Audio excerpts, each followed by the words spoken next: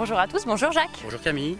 Alors on peut dire que finalement cet été on n'y croyait pas trop, mais on a quand même été gâtés de la chaleur, du soleil. Sauf qu'avec la chaleur, parfois à l'intérieur, on a un petit phénomène de surchauffe qui se produit. Alors pour les tomates, voilà, on le fait exprès, c'est plutôt agréable. Pour nous à l'intérieur, c'est parfois un petit peu plus désagréable, n'est-ce pas Jacques? Tout à fait. Alors quand est-ce qu'on peut parler de surchauffe dans une maison?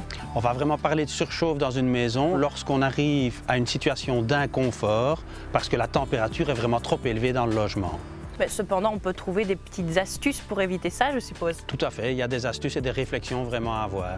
Bon, on va aller voir ça à l'intérieur. On va voir ça. Pour éviter tout inconfort dû à la surchauffe, le mieux est de bien penser son bâtiment dès le départ. La protection des vitres des rayons du soleil en été est l'une des solutions privilégiées par les professionnels. Alors vous êtes l'architecte de cette maison. Alors justement, dans le cadre d'une construction neuve, à quoi est-ce qu'on doit faire attention si on veut éviter le phénomène de surchauffe? Mais justement, à partir du moment où on met le vitrage côté sud, on peut avoir une surchauffe, mais une des solutions, ce serait, comme ici, d'avoir un débordement du volume à l'étage. Ça permet déjà de faire un ombrage en partie du vitrage au rez-de-chaussée. En même temps aussi de créer des ouvertures à l'étage, je veux dire horizontales, quand ils sont parfaitement exposés au sud. Le sud en été, le soleil en été, il est très très haut, il va quelque part s'arrêter à l'épaisseur du mur. Et en hiver, quand le soleil est très bas, il rentre très très haut dans la pièce et il peut chauffer la maison. D'accord. Et alors, bon, maintenant imaginons que nous avons déjà notre maison, Oui. on est en plein travaux de rénovation. Est-ce qu'il y a quelque chose qu'on peut faire dans nos travaux pour améliorer ou diminuer en tout cas le phénomène de surchauffe? On peut mettre des choses en place, il faut juste voir est-ce qu'on peut appliquer par exemple des stores à l'extérieur ou un petit auvent mobile à l'extérieur, parce qu'on a parfois des centres-villes qui sont classés ou se demandent le permis tout simplement. Alors c'est vrai que Jacques, avoir trop chaud dans sa maison, c'est inconfortable.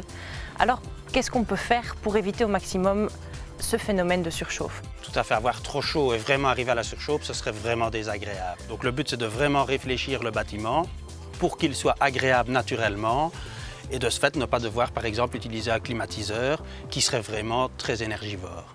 Car cela peut bien sûr faire grimper les factures. Si la maison est déjà construite, pas de panique, il y a des idées déjà très abordables, comme pourquoi pas le bon vieux parasol. Alors Jacques, on l'a dit, l'idée c'est de minimiser l'entrée des rayons solaires à l'intérieur de la maison. Donc voilà, il y a des solutions comme ici, on a utilisé des parasols. Qu'est-ce qu'on pourrait peut-être mettre en place d'autres? Ceci, c'est vraiment le plus simple, le plus facile, puisque Oui. c'est simplement de grands parasols. Mais on va pouvoir avoir des systèmes d'auvent, des systèmes de ce qu'on appelle des screens solaires ou des tentes solaires, ce genre de choses. Et ça va permettre déjà de gagner en confort? Tout à fait. Ça va permettre de gagner en confort, avec l'inconvénient, si ce sont des protections solaires verticales, de risquer d'occulter la fenêtre. Ici, on a vraiment quelque chose de tout à fait très performant, tout en pouvant garder la vue sur la végétation. Les vitres, c'est un point important, mais ce n'est pas le seul.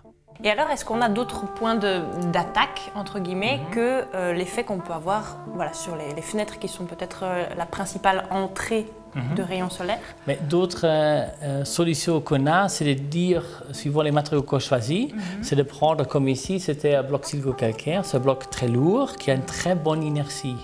Le fait d'avoir quelque chose qui a une très bonne inertie fait stocker et tenir la température à l'intérieur. Ça fait quand il fait plus chaud à l'extérieur, il fait moins vite chaud à l'intérieur et aussi moins vite froid à l'intérieur. Et ça, c'est l'avantage de l'inertie.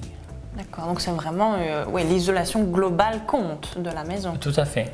Une autre solution sera quoi, au niveau ventilation, d'ajouter ce qu'on a fait ici aussi, un puits canadien. Le puits canadien permet de refroidir ou de réchauffer selon les saisons naturellement l'air qui est pulsé ensuite dans la maison. L'air transite par un tuyau enterré ici à 1,50 m de profondeur. En hiver, le sol à cette profondeur est plus chaud que la température extérieure. L'air froid est donc préchauffé et en été, c'est le contraire. Au final, le propriétaire ne connaît pas de surchauffe et la température moyenne de sa maison est toujours agréable. Pour conclure, Jacques, on peut dire que penser sa maison pour éviter le phénomène de surchauffe, c'est aussi important que de penser à son système de chauffage. Tout à fait, c'est très important et ça doit être réfléchi dès la conception du bâtiment. Les principaux référents seront évidemment l'architecte du bâtiment, également le responsable énergie, le responsable PEB. On pourra également avoir une première réflexion au sein des guichets énergie Wallonie.